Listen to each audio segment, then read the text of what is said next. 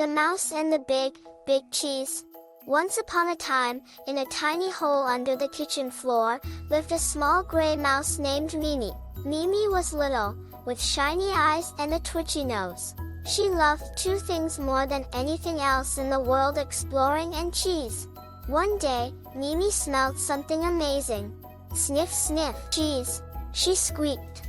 She followed the smell through the kitchen, past the broom, around the boots, under the table, and there it was.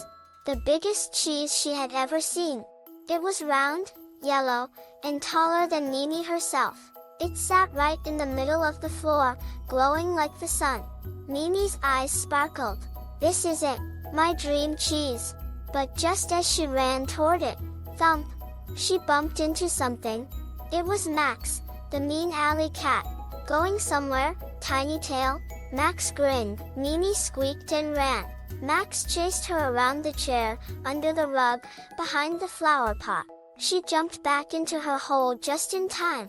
Next time, you won't be so lucky, Max growled. Mimi sat in her hole, sad. I'll never get that cheese now, she sighed.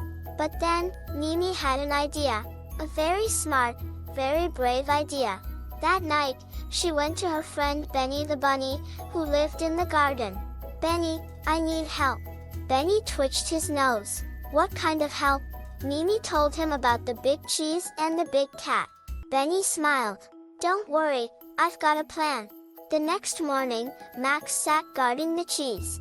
Suddenly, boing, Benny hopped through the door, waving a bright red balloon. Max blinked. What's that? Then, crash! Out rolled Daisy the duck, wearing sunglasses and quacking loudly. Quack, quack. Cheese party. Max was confused. He turned this way and that. And just then, zip! Mimi ran in, rolled the cheese with all her tiny strength, and disappeared with it down a secret tunnel behind the fridge. When Max turned around, the cheese was gone. Mimi, Benny, and Daisy laughed and shared the cheese in Mimi's hole. They ate and giggled and danced. You were so brave, said Daisy. And super smart, said Benny. Mimi smiled. I couldn't have done it without my friends. From that day on, Mimi wasn't just a tiny mouse. She was Mimi the clever, the mouse who beat the cat and got the cheese, with the help of her friends. You don't have to be big to be smart, and with good friends, you can do anything.